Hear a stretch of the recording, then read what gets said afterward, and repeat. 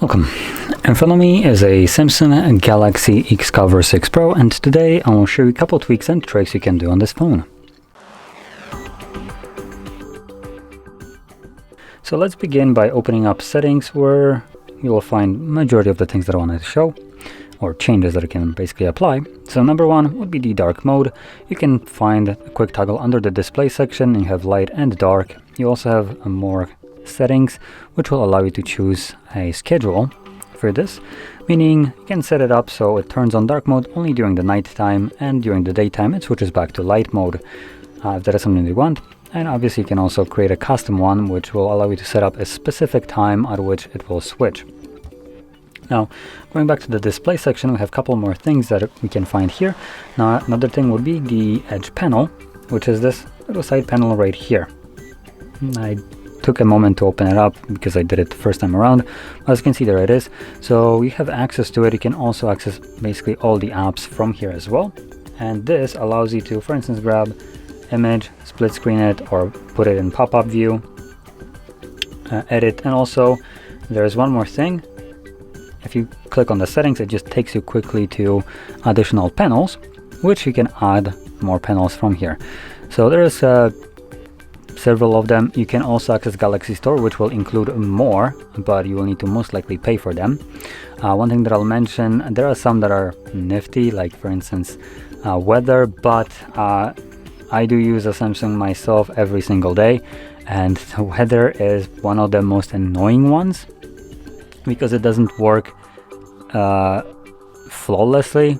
It doesn't update as you would expect it when you pull it out.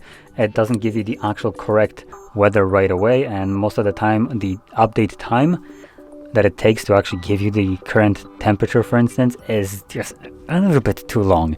And the time that I need to wait for this, it's much faster for me to open up a third-party application and have it show me temperature. So keep in mind what you're using. Some of the things might seem like a nifty thing that can be easily accessed, but they get hindered by the stupidity of the execution of it.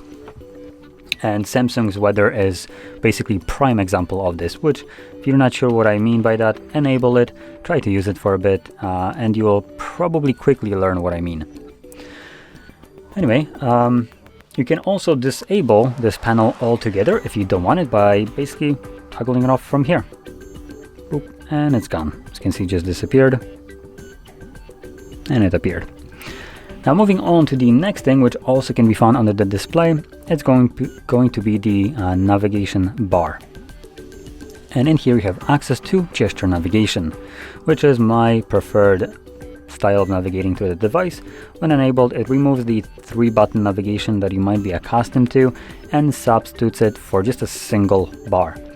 Now, it's all nice, though I also have a little bit of a caveat here because it's Samsung. I've been using it, at least on my phone, which might be the problem. I'm using a foldable phone, but for me, I think a third-party app launcher mixed with gesture navigation just kind of messes it up. It could be due to the fact that it's running Android 12L instead of like the typical one, or plethora of other things that are, for instance, Samsung related or non-Samsung related. I have no clue. But if you experience some kind of problems with it, it could be because of this. Now, going back to this, we also have one more thing, which is option when you click on the, as you've seen, you press on more option, you have gesture sensitivity, swipe to open assistant app, which not really sure what that does. And we also don't have the option to hide it altogether, which is a thing that I do have on my phone, which is a little bit weird. Anyway, let's move over to the next thing, which is side key, which also can be found under the display section as a kind of a shortcut to it. It's not actually located on the display, but we can navigate to it by pressing it. And what this will allow you to do is get rid of the shitty Bixby. Let's be honest, I personally despise this thing.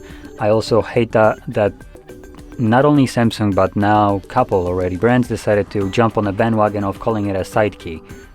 For F's sakes, we have 3 side keys. If you want to go this route, it's kind of stupid to call power button a side key just because you want to fit it to your special stupid needs. And personally, I hate Bixby, so I prefer to have my power menu. I just much better to press power button and make it act like a power button acts. Every phone has this, and couple brands now decided to change the definition of a power button by calling it side button. I just get AIDS by listening to or having this. So yeah, I just cannot stand this. And personally, this is probably one of the first things that I will change, just because it's so infuriating to me. So highly recommend it. If you hate the Bixby trash here, you can turn it off by switching it to power off menu. Now, moving on to the last thing that I wanted to show, it's going to be associated with the gallery application. And there is two things that I'll show. So number one, I do have a screenshot just for this captured. So when you have a screenshot, you will find that some of them have this letter T next to them. This allows you to, if I can actually hit the T, actually select a text from a screenshot. So it highlights anything that it's considered a text, and you can actually copy it. Even though this is an image, it detects the text, converts it to such, and allows you to copy, paste it, whatever you want, which is a really nice thing to have. And another thing that you can do is by going into the editing option. So let's select edit, and in here you'll find under the three dots, just click on it, there we go, you'll find object eraser.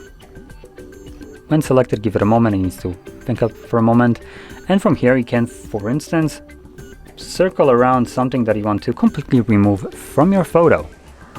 So I selected just a camera. This is not a screenshot that would give this option any kind of problem, so this will look literally flawless if I do it. As you can see, boom, it's gone.